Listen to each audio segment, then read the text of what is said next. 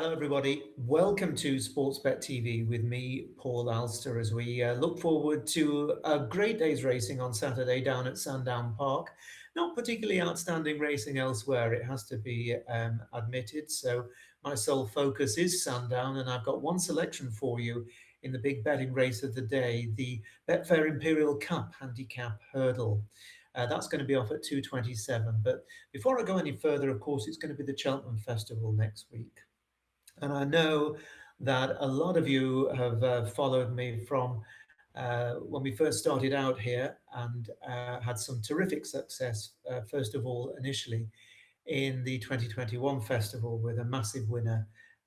That meeting followed it with other very, very big winners. And over the Cheltenham Festival, I am a long way ahead for my clients at my principal tipping focus, which was for the first 3 years here at Sportsbet. It's now at Out in Front, which is my subscriber service at Patreon, the link for which you can find in the description box below this screen. And I'm going to be tipping probably 4 or 5 horses a day for each of the 4 days at Cheltenham.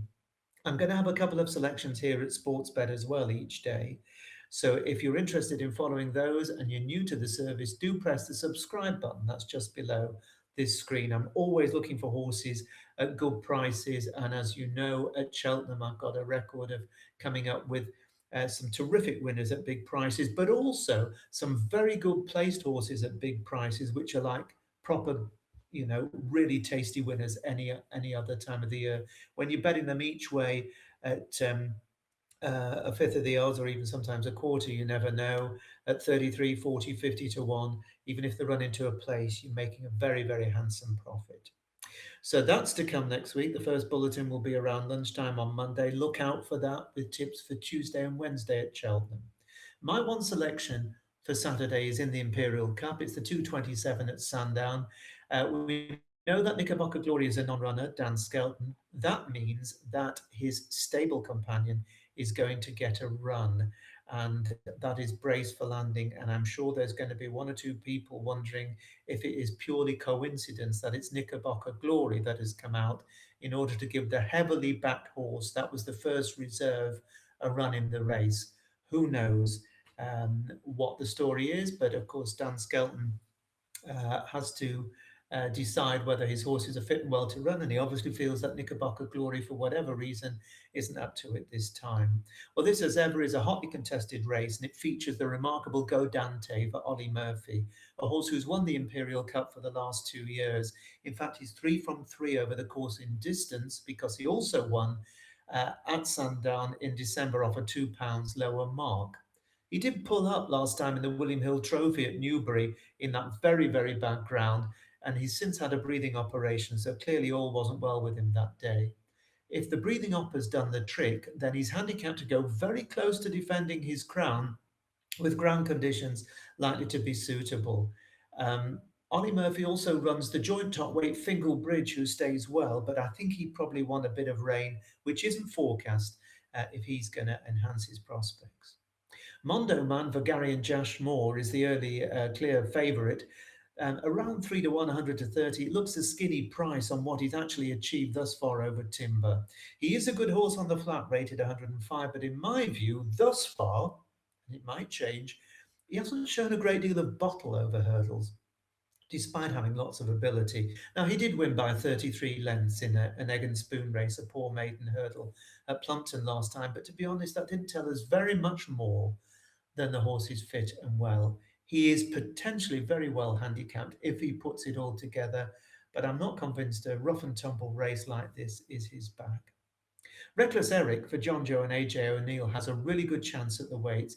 He was only beaten half a length when he was second to Go Dante in this 12 months ago, and he's now £8 better off. So on the figures, he's actually probably the best horse in the race.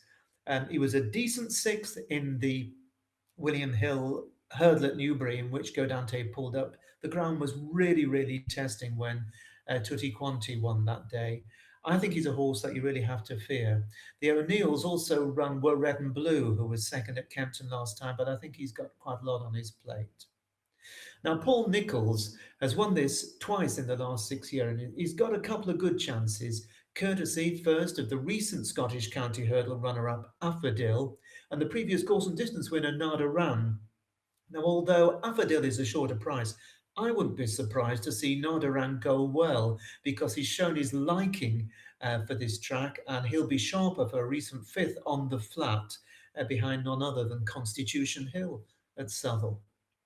The Irish challenger Messerschmitt for Noel Mead will be fresh and well returning from a midwinter break. And on the pick of his Galway form, he's no hopeless outsider. I could see him running a big race for the Emerald Isle. And I've also already even mentioned that Brace for Landing is going to get a run. The gambled on horse from the Dan Skelton stable. He's getting in because Knickerbocker Glory, his stable companion, is a non-runner. On the bare form, he's got loads to find as Brace for Landing, but the money will be telling you that the Skeltons are expecting him to put in a really big show. Now, last week, Rubber Ball was one of my main tips at Out in Front. Put up at around 13-2 was the early price for him. He went off 11-8 and waltzed in at Newbury. He's £8 higher now here. This is a much hotter race. I'm sure he'll go well, but I'm not sure he's good enough to win this. Ben Clark's pair of Grade 2 winner Ooh Betty for Frank Spencer fans and Mudlover Game Colours are going to have their supporters. But I'm not sure either of them is going to be quite good enough to win. Now, I'm sure that there's quite a few in this field that have been plotted up because, of course, there's a bonus for horses that win here and then if they're able to go on and win at the Cheltenham Festival. My horse in this race that I think is particularly interesting and might upset a few of those plot horses is Goolagong. Now, Goolagong is trained by George Baker.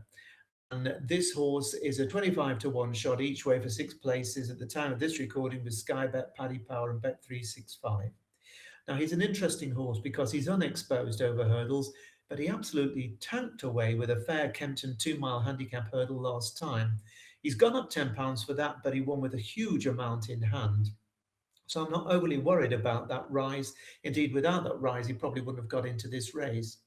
Now, this 6-year-old has taken quite a while to find his feet since he joined George Baker from Aidan O'Brien, no less. He won a 1.25 Navan Maiden on testing ground for Aidan 3 years ago.